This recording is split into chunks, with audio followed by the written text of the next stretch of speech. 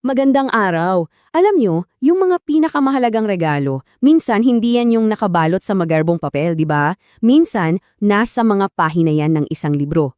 At ngayon, yan mismo ang titingnan natin. Isang napakaspesyal na donasyon ng mga aklat. Pero teka, hindi lang to basta mga libro ha.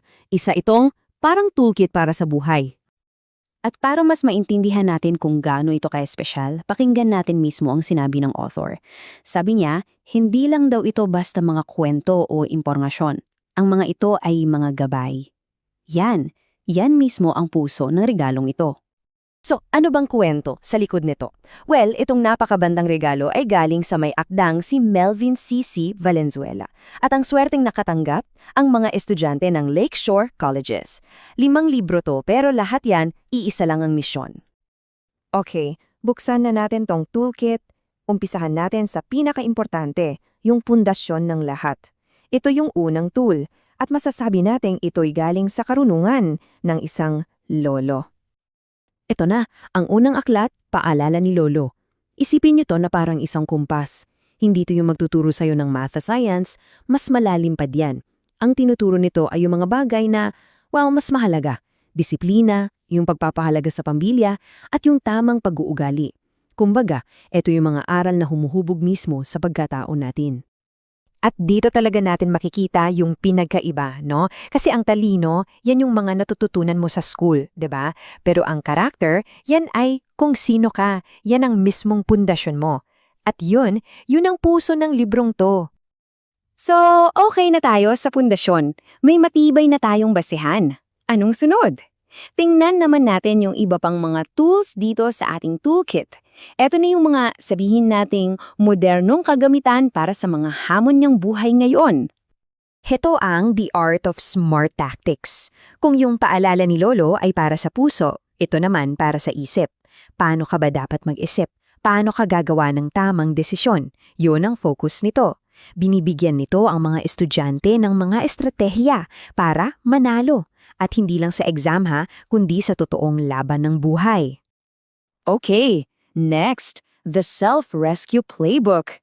Napaka-importante nito kasi kailangan nating tanggapin darating ang panahon na kailangan mong sapikin ang sarili mo, walang iba. So tinuturuan tayo ng librong to kung paano maging matatag, maging responsable sa sarili at magkaroon ng tibay ng isip.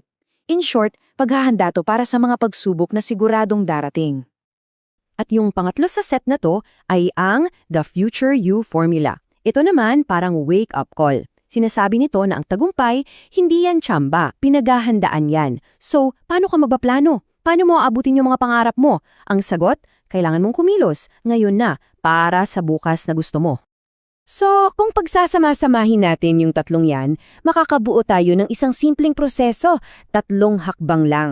Una, mag-isip gamit ang matatalinong taktika. Pangalawa, magtiis, maging matatag ka. At pangatlo, gamitin mo yung 2 yan para magtayo ng isang magandang kinabukasan. 'Di ba? Simple lang pakinggan pero grabe, sobrang powerful niyan.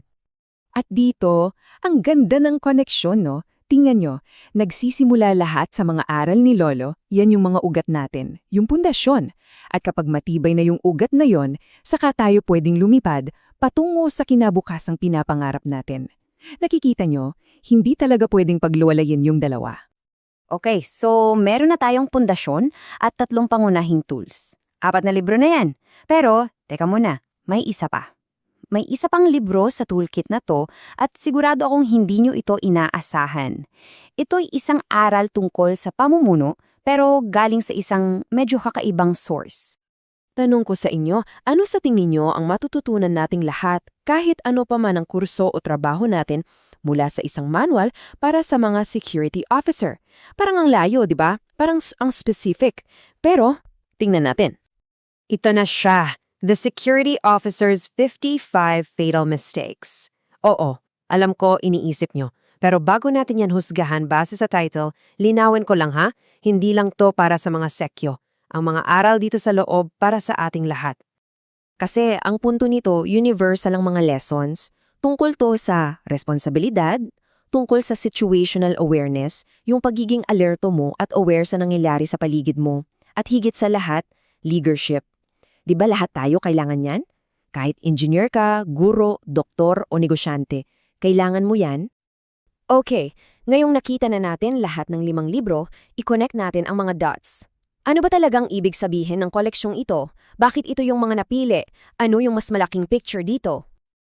Well, itong regalong to, saktong-sakto pala sa misyon ng Lakeshore Colleges kasi ang goal naman talaga nila ay hindi lang mag-produce ng mga estudyanteng, alam mo na, academically competent. Ang gusto nilang i-shape ay mga taong morally upright, may mabuting pagkatao, disiplinado, at higit sa lahat, handa na talaga para sa totoong mundo. At dito, yan, kitang-kita yung perfect match. Yung mga tema ng bawat libro, direktang kumokonekta sa core values mismo ng eskwelahan. Kaalaman, karakter, serbisyo at kahusayan. Bawat isang libro may ambag sa bawat isang value na yan.